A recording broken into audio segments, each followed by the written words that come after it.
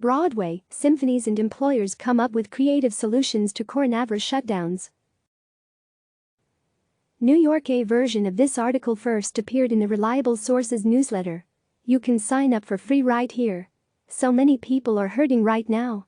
Sick and frightened coronavirus patients are hurting the most, but there are so many other categories of people who are stressed and struggling with this unprecedented pause of American life. So Saturday's edition of the Reliable Sources newsletter focuses on the media world with some of the emerging solutions and workarounds. The physical and emotional and financial tolls of this crisis are staggering. But there are creative ways to relieve anxiety, to connect with each other, and to squeeze some good out of this rotten situation. Here are some examples. With public events called off, the Seattle Symphony is organizing free livestreams and rebroadcasts until the orchestra can return to the stage. In New York, the Metropolitan Opera is offering nightly Med-Opera streams from its catalog of past events. Broadway legend Laura Benanti tweeted Friday. Dark times for all. Trying to find some bright spots. If you were meant to perform in your high school musical and it was cancelled, please post yourself singing and tag me. I want to be your audience. The responses have been outstanding. In other Broadway news, Broadway World is partnering with some incredible Broadway performers to launch a series of living room concerts.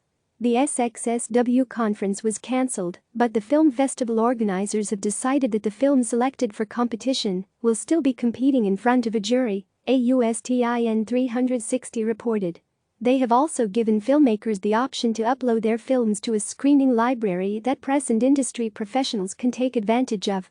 As Kaya Urif and Sarah Ashley O'Brien reported for CNN Business, some people are seeking out live-streamed religious services. So many websites have published what to watch lists, I could make an entire list of them. Two great examples.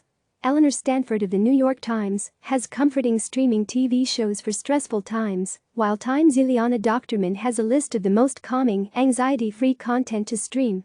The past few years have highlighted all the antisocial behavior on social networks, but this crisis is a chance for the platforms to showcase how they help people. Facebook and Instagram partnered with CNN for Thursday night's town hall. Twitter enabled a virtual Q&A with the CDC.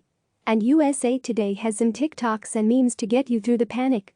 MSNBC is gathering questions from viewers via the hashtag #NumberMsCanswers. At NY1, my wife Jamie is using the hashtag #1ear to collect stories for New Yorkers. ESPN's Scott Van Pelt tweeted regarding all the school closures. So many college and HS athletes saw their seasons, maybe their playing careers, just end. No send-off, no nothing. We want to fix that. Share their stories, photos and videos here. We should certainly have the room for some. New shows have been created to cover the crisis. The Atlantic just launched a new podcast, Social Distance with Dr. James Hamblin, billed as a podcast about living through a pandemic. Michael Barbaro and The Daily released a special Friday night episode titled, A Bit of Relief. In this 10-minute pod, Taffy Brodesser Ackner reads from Love in the Time of Cholera, Wesley Morris reads from In Pursuit of Flavor, and Dean Backett reads from On Living in an Atomic Age. Listen here, CNN's Coronavirus Fact vs. Fiction podcast continues to rank in the top 5 of all podcasts on Apple. Newsrooms are coming up with creative solutions too. Many outlets are using Skype, Cisco Webex, FaceTime, Zoom, and other software to interview guests and sources remotely. We're trying to do our part to help flatten that curve by doing our morning meetings spread out in the newsroom, Sam Hartle of KSHB-TV in Kansas City wrote. Record web traffic levels. The hunger for news is measurable right now. Cable news ratings are up, way up. Traffic to news websites is way up too.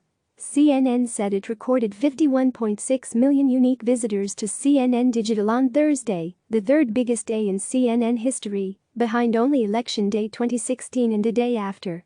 This news story sums up the day perfectly. REM's 1987 song, It's the End of the World as We Know It, and I Feel Fine, is suddenly back on the iTunes chart of top songs. The tune reached number 72 on the iTunes Top 100 chart Friday, The Hill's Marina Petovsky wrote. The reason? Apparently people have been creating and sharing pandemic playlists. The 9/11's-like feeling. CNN media critic Brian Lowry writes, have seen a lot of journalists old enough to remember compare this to September 11, and the feeling is certainly similar, beginning with the fact that every beat and story is informed by or related to this one. The one point of differentiation I'd note is that while there was an enormous amount of uncertainty and tension after the 2001 attacks, the pace of related stories didn't seem to spew out as fast and furiously as it has here. The best visual analogy I can think of is the famous I Love Lucy sketch, when the chocolate balls are streaming out on a conveyor belt faster than she can wrap them. Subscribe. Click here to sign up for the next edition of the Reliable Sources newsletter. Click subscribe to receive the latest news.